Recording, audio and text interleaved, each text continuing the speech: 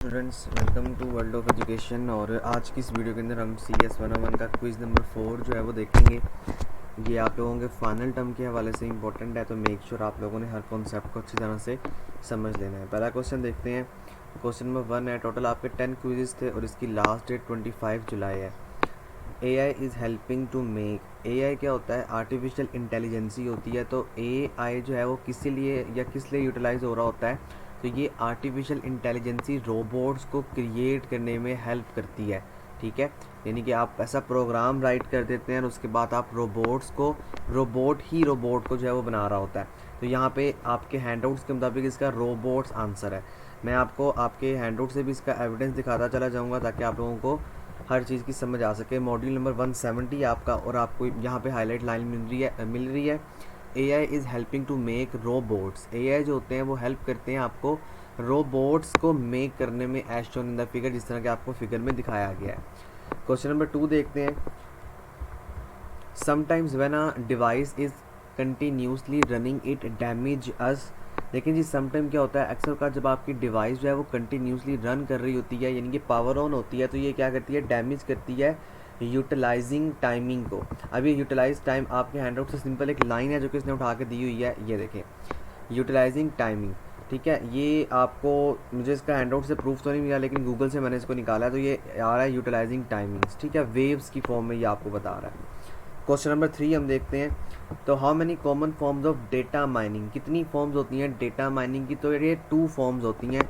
ये आपके final term में भी आता है। और मैं आपको एक बात मज़ीद क्लियर करता चला जाऊँ कि आपका जो CS 101 का सिलेबस है ये अपडेटेड है।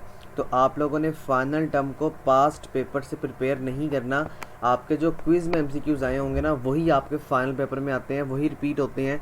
इसके अलावा किसी तरह के जो पास्ट पेपर्स हैं जो कि 2010, 12, 13, 15, 16 के हैं, 18 के हैं, वहाँ से आप लोगों ने पेपर को अटैम्प्ट नहीं करना है और ना ही वहाँ से प्रिपेयर करना है। तो क्वेश्चन नंबर 3 में कितनी फॉर्म्स है डेटा माइनिंग की? तो 2 फॉर्म्स हैं, ये देखें। अच्छा, कौन कौन सी फॉर्म है ये भी शॉर्ट क्वेश्चन आ जाता है आपका। तो यहाँ पे आपको साथ इसका जवाब मिल गया कि 2 common forms of data mining, एक क्लास डिस्क्रिप्शन है और एक क्लास डिस्क्रिमिनेशन है।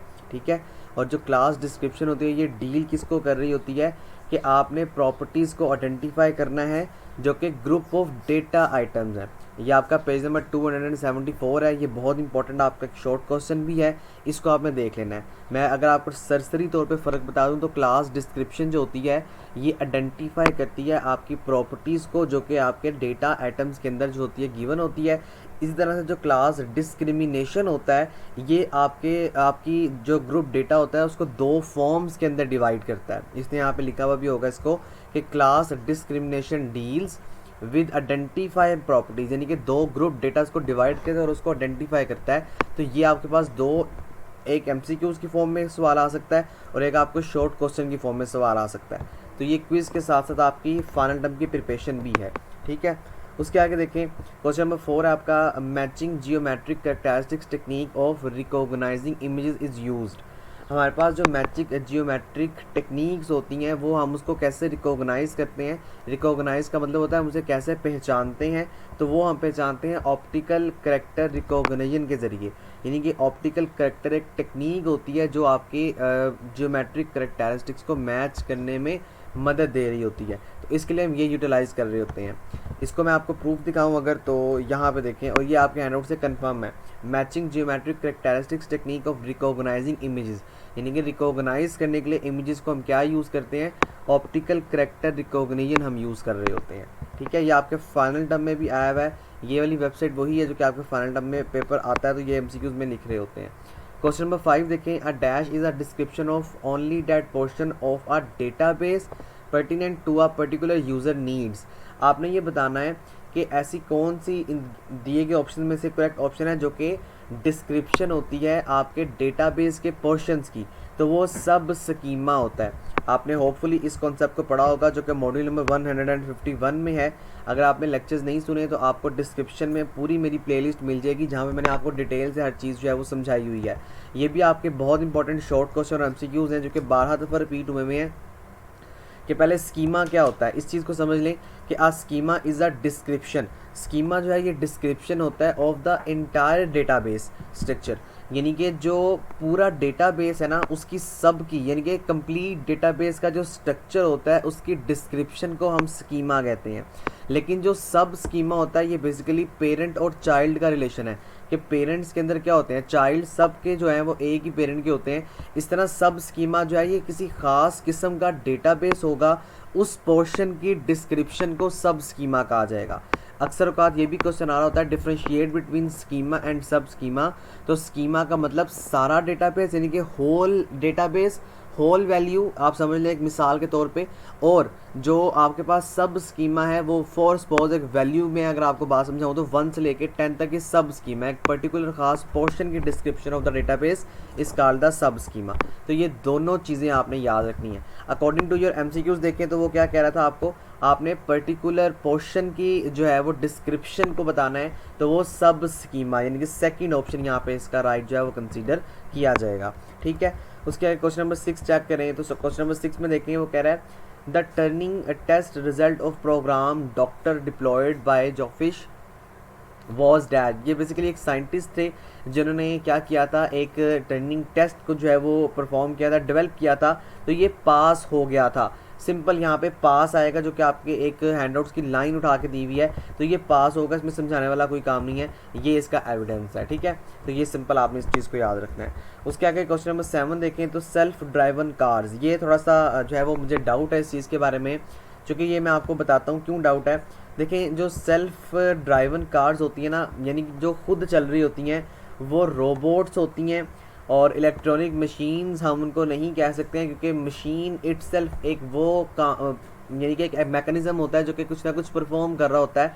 तो हम सेल्फ ड्राइवन कार है, इटसेल्फ एक मशीन तो हो सकती है, लेकिन ये कोई अप्रोप्रिएट मुझे नहीं लगा। एआई आर्टिफिशियल इंटेलिजेंसी जो है वो देखो सेल्फ ड्राइवन कार को चला नहीं सकता क्योंकि वो प्रोग्राम होता है। एआई का मतलब रोबोट्स एक हो सकता है, तो ये ज़रा मुझे थोड़ा सा जो है वो डाउट है। और कंप्यूटर्स, हम इसको कंप्यूटर भी कह सकते हैं, लेकिन मुझे जहाँ जो सबसे ज़्यादा अप्रोप्रिएट ऑप्शन लगा है वो ये है कि सेल्फ ड्राइवन कार जो है ये एग्जांपल है रोबोट्स की, क्योंकि रोबोट्स का मतलब होता है कि आपने एक गाड़ी जैसा रोबोट क्रिएट कर दिया, उस रोबोट को आप बस इंस्ट्रक्शंस देंगे और वो चलना शुरू कर देगा।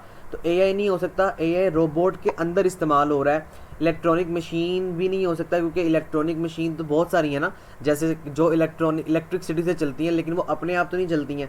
और कंप्यूटर जो होते हैं वो भी हो सकता था, लेकिन कंप्यूटर देखो इस मशीन में सेल्फ ड्राइवर नहीं है। कंप्यूटर को इस्तेमाल करने के लिए हम लोग खुद इसको इस्तेमाल करते हैं, नहीं पर्सन चाहिए, तो कंप्यूटर अपने आप कभी भी काम नहीं करता। तो सबसे ज़्यादा जो ऑप्शन अप्रोप्रिएट है यहाँ पे according to my knowledge that is called this कि सेल्फ ड्राइवन कार जो है वो एग्जांपल है रोबोट्स की।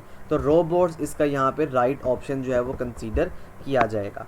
उसके आगे बहुत इंपॉर्टेंट एमसीक्यूज और 12 दफ़ा ये रिपीट हुआ है आपका एमसीक्यूज, DBMS स्टैंड फॉर। ये बहुत ज़्यादा इंपॉर्टेंट है, बहुत दफ़ा आ चुका है। डी का मतलब होता है डेटाबेस, बी का मतलब डी और बी यानी दोनों का मतलब होता है डेटाबेस, एम का मतलब होता है जी मैनेजमेंट, और एस का मतलब होता है सिस्टम। ठीक है, टोटल बन गया database management system. Database maintenance system नहीं होता, डेटाबेस मेंटेनेंस एंड स्टोरेज नहीं होता, डेटाबेस मैनेजमेंट साउंड नहीं होता। इसका राइट ऑप्शन बनेगा डेटाबेस मैनेजमेंट सिस्टम। ये मस्ट है, पेपर में बहुत दफ़ा पूछा जा चुका है और आपके क्विज में बहुत दफ़ा पूछा जा चुका है। ठीक है, ये देखें डेटाबेस मैनेजमेंट सिस्टम, ये मुझे वैसे दिखाने की ज़रूरत नहीं थी, लेकिन सिर्फ आपके यकीन के लिए मैंने आपको दिखाया है कि मेरे चैनल पे आपको 110% हर चीज़ जो है वो एक्यूरेट ही मिलेगी।